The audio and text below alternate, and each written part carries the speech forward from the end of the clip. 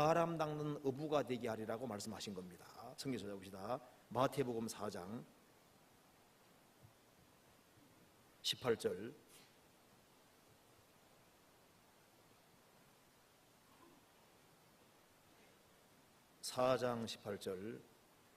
갈릴리 해변에 다니시다가 두 형제 곧 베드로라 하는 시몬과 그 형제 안드레가 바다에 그물을 던지는 것을 보시니 저희는 어부라 말씀하시되 나를 따라오너라 내가 너희로 사람을 낚는 어부가 되게 하리라 하시니 저희가 곧 그물을 버려두고 예수를 쫓으니라.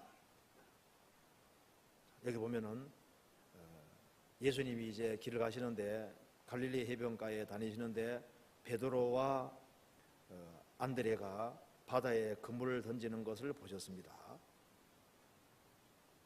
주님께서 열심히 그물을 던지고 일하는 자리에서 베드로와 안드레를 부르신 겁니다. 말씀하셨습니다. 나를 따라오너라.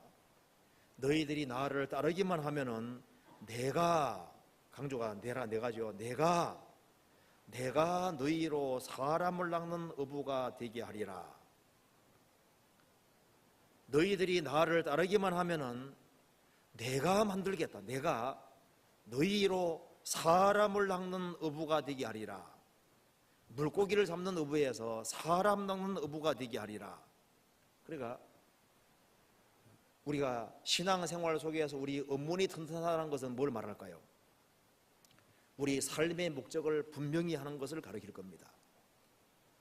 예수님이 제 아들을 왜 부르셨느냐? 사람을 낫게 하기 위해 부르신 겁니다. 그렇죠?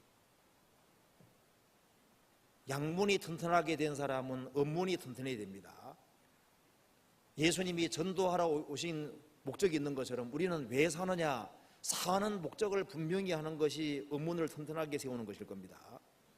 나는 왜 여기에 구원받고 지금 살고 있느냐? 내가 왜 가정생활을 하고 내가 왜 직장생활을 하고 왜 이 죄 많은 세상에 살아야 되느냐? 살아야 되는 이유는 우리가 왜 살아야 되는 겁니까? 사람 낚는 어부가 되게 하기 위해 결국은 사는 겁니다. 사는 목적이 분명히 되는 거예요. 바울 사도는 아무쪼록 몇몇 사람을 건지는 것이 인생의 목적이었습니다. 바울 사도에게 물어볼 수 있죠. 당신은 왜 세상에 살고 있습니까? 예, 저는 아무쪼록 몇몇 사람을 건지기 위해 살고 있습니다. 지혜로운 자는 사람을 얻는다는 말씀이 성경에 나와 있습니다. 누가 지혜로운 사람이냐? 사람을 건지는 사람이 지혜로운 사람인 거예요. 대기업을 읽었다고 할지라도 그거로 끝나면 무슨 소용이 있어요?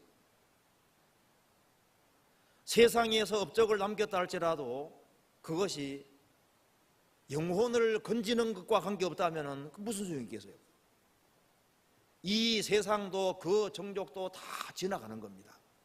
사람이 구원을 받으면은 지구상에 나라가 2개밖에 없다는 걸 알게 되는 거예요. 몇 개 나라가 있습니까? 물으면은 261개 아는데요.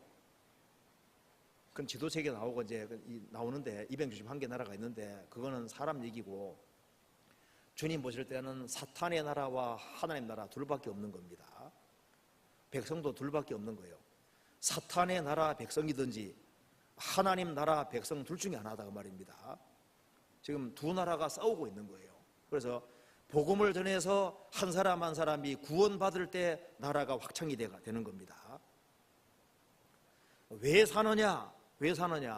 영혼을 건지기 위해 산다는 목적이 확실해야 됩니다.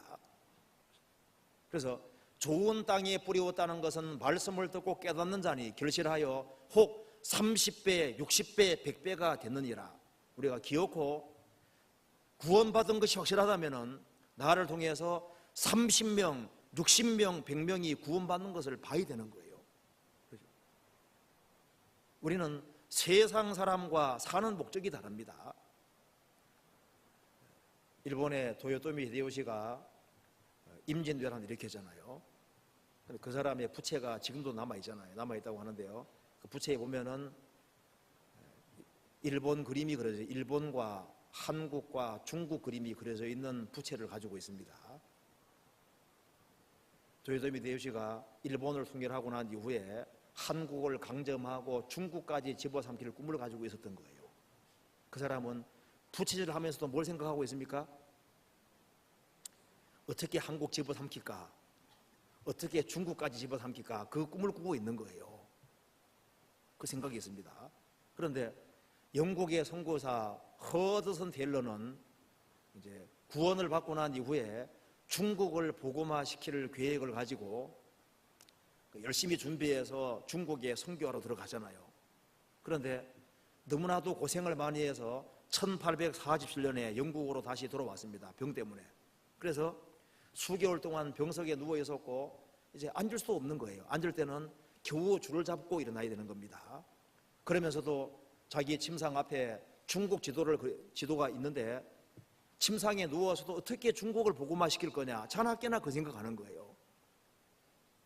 이 허드슨 테일러로 말미암아 중국에 엄청난 사람들이 주님 품으로 들어오게 되었습니다. 시편에 말씀하기를 악인은 마음에 소욕이 있다고 했고 의인은 마음에 소원이 있다고 말하고 있습니다. 구원받지 아니한 모든 사람은 마음에 소욕이 있습니다. 오로지 세상적인 욕망을 가지고 있고 세상에서 뭔가 업적을 이루려고 하는 거예요. 그리스도인들의 소원은 다릅니다. 모든 구원받은 사람들은 성령이 주시는 새로운 소원이 있는데 무슨 소원이 있느냐? 영혼을 건지고 세우는, 사실 그 목적 가지고 생을 사는 거예요. 그렇지 않습니까? 그리고 사는 목적을 분명히 할 때 인생을 헤매지 않을 수 있는 겁니다. 내가 왜 사느냐?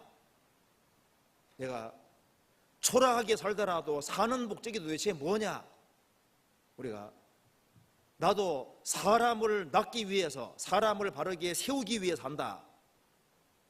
한 사람 영혼을 건질 수만 있다면은 국가를 건국하는 것보다 사실상 더 큰 일입니다. 왜? 한 사람 영혼은 천하보다 귀하다고 주님 말씀하셨잖아요.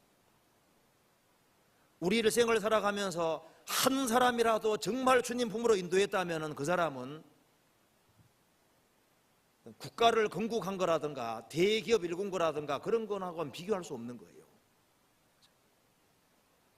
그래서 일생에서 많은 사람을 건지지 못할지라도 아무쪼록 몇몇 사람이라도 건지다가 주님 앞에 서야 되겠다, 그런 각오를 가지고 사는 사람은 업문이 튼튼한 사람이라고 할 수 있을 겁니다.